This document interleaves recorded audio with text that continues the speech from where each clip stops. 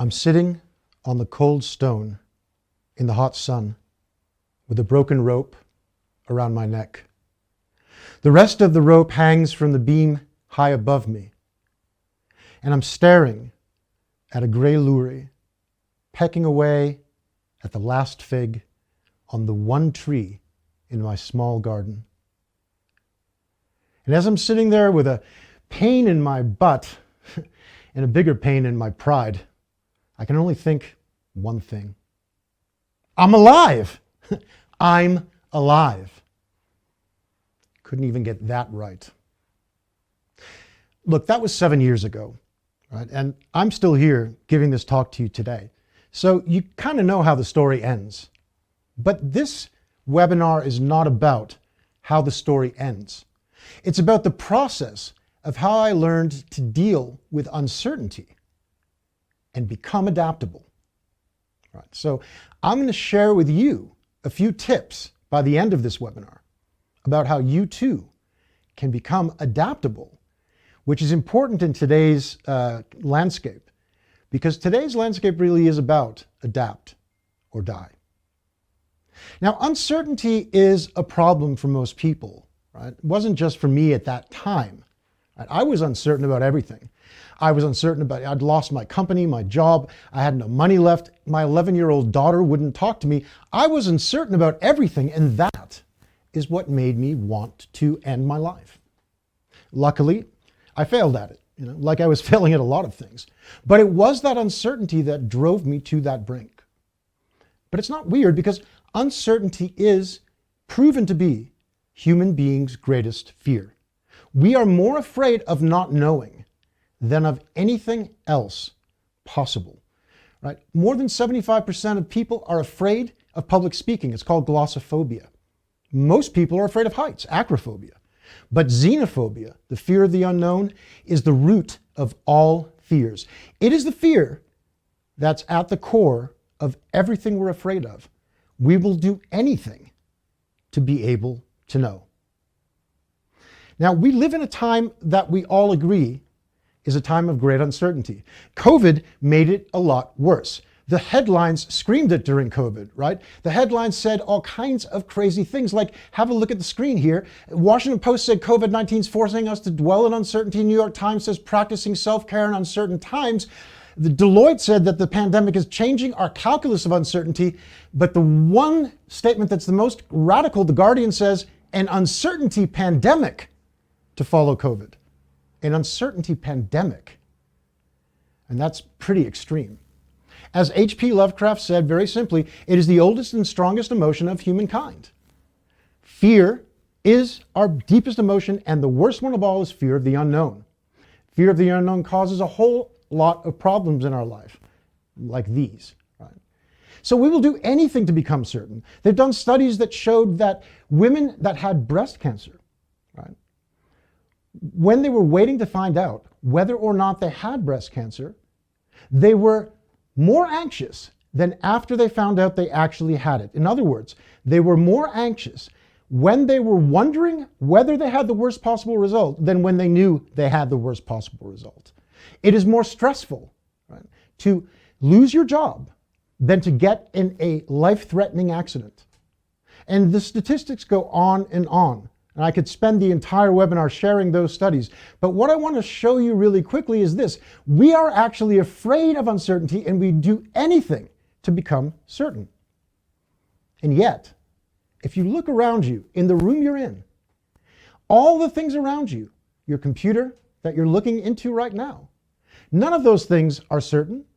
They never even worry about being certain. You see, certainty doesn't exist. Certainty is a human opinion, an illusion. It only exists in our minds. You think about it. Trees, pens, notebooks, none of those things are certain. So the only thing you can be certain about is that uncertainty will exist. See, as John Paulo said very simply, uncertainty is the only certainty there is. Now this poses a problem, right? Because uncertainty is our greatest fear, and yet it's the only thing we can count on. Being uncertain, maybe a little, less uncertain or more certain, but uncertainty cannot be overcome. And it's become worse societally than ever. And this started already 70 years ago. Alan Watts in 1951 started writing about how uncertainty was accelerating at a rapid pace. And in 1970, just over 50 years ago, Alvin Toffler wrote the book Future Shock, in which he said that the level of uncertainty in society that we had reached because of the rapid change of technology had created a sickness in people, which he called future shock. We could not keep up anymore. And what he said was striking. Alvin Toffler said this: the illiterate of the 21st century will not be those who cannot read or write, but those who cannot unlearn, learn, and relearn. What Alvin Toffler said in 1970 already was that within a few years, a decade or two at most, adaptability would become the most important skill of human beings, more important than reading and writing or anything else. Now, this leads straight into a conversation about innovation and why innovation doesn't work, which you may have touched on if you watched my keynote. If you haven't watched it, please go back and watch it after this. But basically this, we try to innovate, and yet we're terrified of uncertainty. Now, the thing is this, we've learned that if we innovate in a crisis, we get an advantage. This graph shows that blue area, shows you the 30% advantage that companies in the 2008 financial crisis gained by innovating over those who didn't. During the crisis, it was a little less, 10%, but 30% by the end of the crisis. During COVID, a study has shown that already that advantage during the crisis has been greater, almost double of what it was in the financial crisis. And yet, companies don't want to innovate. And over again, we learned the lesson: innovate, adapt, or die. Remember these guys? BlackBerry. For several years, this is what their reach looked like. They went from 0 in 2006 to uncountable 50, I believe that's 50 million that they reached in 2010 already. But that turned around very quickly when the iPhone was introduced, because BlackBerry refused to adapt to the market the iPhone created of touchscreen phones. And by the time they did, it was too late. There's a whole bunch of famous stories we don't have time to get into here, but you may have heard a couple of them, like Blockbuster Video. Blockbuster Video was the leader in video by far. They dominated the world, but they did not believe that they should shift to an online model.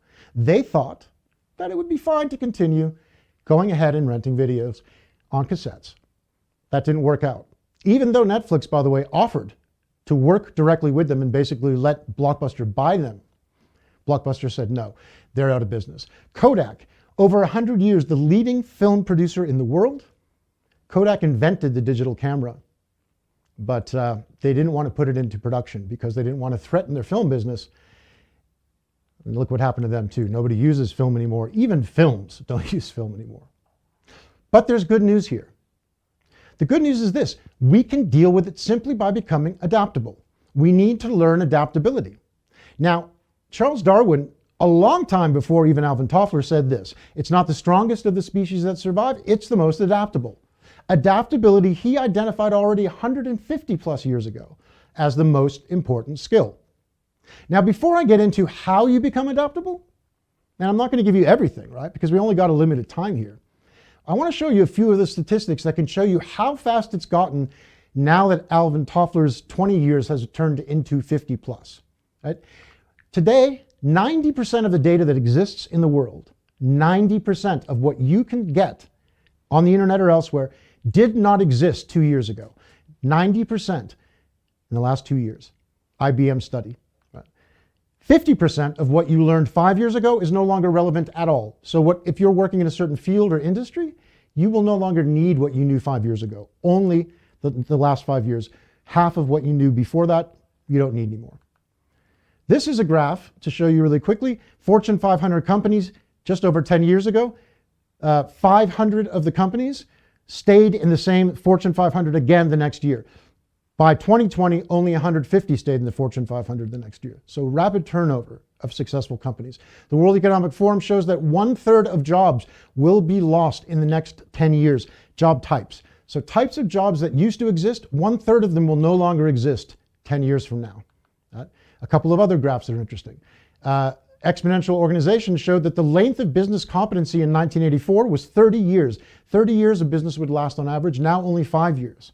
And LinkedIn shows that already the average number of jobs that a person will have in their first 5 years after leaving school in the last 10 years already has doubled.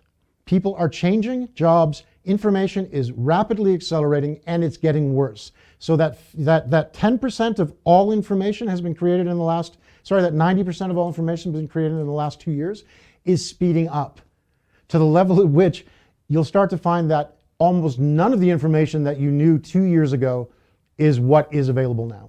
Right? So how do we keep up with all this? Oh, one more last thing I'll show you. The Standard & Poor Index, you can see, this is the basic measure of companies in the United States primarily. In 1960, the average company lasted for 60 years. By a couple of years from now, they predict it will be down to only 10 years. And these are the most successful top companies in the world. One last thing. You see these 3 high school aged girls? 2 of them, by the time they get through high school and university, will work in jobs that did not exist when they were taking this picture. So how do they prepare? By learning things that they won't be able to apply in a few years. It's by becoming adaptable. So, certainty doesn't exist. How do we deal with things then? How do we actually make progress and do something that's going to be successful? The first thing is we start thinking about risk instead of certainty versus uncertainty. Now you think about a poker player or a gambler. They know that they might lose even with the best hand. They know that they might lose on the last card in a poker game because that card was the least, the one card that could beat them. If it comes up, they might be upset, but they won't be surprised. So you need to start thinking about levels of risk, right? Instead of thinking about, I need to become certain before taking action. What is the level of risk that you can be comfortable with? What level of indecision are you able to cope with and actually take action? But now there's one last thing I want to tell you before I get into giving you some really concrete tips about how to use uncertainty to your advantage. And that's this. You know how I said there's no such thing as certainty? Well, if you really think about it, the statement that uncertainty is the only certainty is kind of untrue also. Because those, pens and notebooks and that computer you're looking into right now, they're not uncertain either. I mean, they're neither certain nor uncertain, right? And this is something that I experienced after I went to hospital after my suicide attempt. I actually discovered in the hospital at one point that my daughter couldn't speak to me when I was in the hospital, right? It was not allowed. So I didn't know if she wanted to speak to me now or if she didn't. I was not certain, but I also wasn't really uncertain because there was no evidence to deal with. I was neither certain nor uncertain. And it was really good. Have you ever experienced that? A moment where you're not certain, but you're also not uncertain? Because uncertainty is actually really good. It's the basis of curiosity. It's the basis of what you try to learn something new, because if you're certain, you don't need to learn anything new. If you're certain, you know exactly what to do.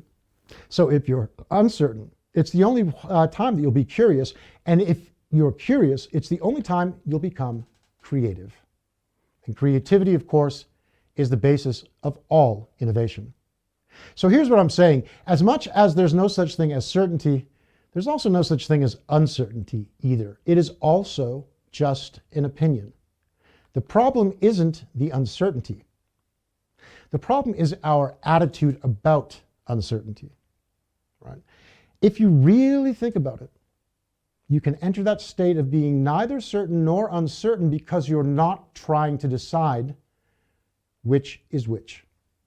But if you have to choose one, I recommend choosing uncertainty. Choose and embrace uncertainty. So whatever thing you're dealing with right now that you want to innovate in, actually adopt an attitude of uncertainty willingly, and don't become upset or afraid or depressed or any of those negative emotions. Get excited and curious. And here's 6 concrete ways you can do it. Right? 6 tips that will help you adapt instead of die. Number 1, Always ask what if questions. You know, as a journalist, they have those 6 questions you ask: what, when, why, where, how. Forget those. Always ask what if. Don't say what would solve this. What if we did that? What if we did this? Even if you think you already have an answer that works, keep asking what if. That's number 1. Number 2, cultivate alternatives. Never go out with just plan A. Now, this is something your mother or father probably taught you when you were a kid, right? Always have a backup plan. Well, actually, you need several backup plans. That'll help you deal with the uncertainty that you're dealing with, because you always know you have another way you can go, right? So don't feel, afraid to go into plan B if you need to. Always have them worked out ahead of time. Step 3, or tip 3, challenge all assumptions. This might be the most important and powerful tip I can give you. Everything you think has assumptions behind it. There is nothing you can possibly think that doesn't carry assumptions with it. So when you feel like the uncertainty is getting to you, start to challenge the assumptions that are making you feel bad about the uncertainty. What are the assumptions behind what you're thinking? And look at what if those weren't true. What if? 4th tip, embrace ambiguity. This sign that you're looking at on the screen says one way with 2 arrows. What if that was true? What would it mean? How could you both hold 2 opposite ideas in your hands at the same time? What would that make possible for you? 5th one, assemble networks of support. When you're alone, when you're doing something on your own, and this is definitely a danger for a lot of entrepreneurs, it becomes scary very easily. It's a lot easier to deal with uncertainty when you know there's people around you that can support you. If you can't afford to hire people, if you can't, manage a lot of people, find ways to get people around you to support you when you really need it. And finally, this one's not a tip that you didn't already know because we mentioned it. Actively look to unlearn. Look for what you already know that you can learn something new about. Because this, remember, is the fundamental thing that we learned 50 years ago from Alvin Toffler's book. Unlearning is the secret to today's world. Right? Unlearn and then learn again. Relearn in a new way. Now, how do you do all these things? It's a little bit more than we can handle in a slightly under half-hour webinar, right? But here's the good news. We're going to offer you the opportunity to join us for a bit longer mini course. And in that course, we're going to look at this. We're going to look at the question of how to dance with uncertainty. Because when you get comfortable with uncertainty, infinite possibilities open up in your life. And Eckhart Tolle said that, which I think everybody knows. Eckhart Tolle is one of the great geniuses of our time. So if he said it, you should probably listen to it. So how do you dance with uncertainty? Well, we're going to give you the opportunity to have a workshop where we go through and look at 10 dance steps that will help you deal with uncertainty in your life, in your work, and actually not just cope with or overcome it, but use it to do something beautiful. Right? Here are the 10 steps. You can have a look at this. If you think these would be interesting to learn, come and join us. We're going to have fun in that workshop. We're actually going to dance. You get to see me dance, which might be worth all the money, or we might have to give you a refund after you see me dance. But either way, come and join us. Learn the 10 uncertainty dance steps. Number 1 dance step I'm going to give you right now is this. Get into reality. Get into reality. Now, I already told you what this means, and that's this. To remind you, certainty is an illusion. You will never be certain about anything unless you just decide you are, but you're not being real about it because you never know what might happen next. And uncertainty is equally an opinion and an illusion as much as we think the only certainty is uncertainty.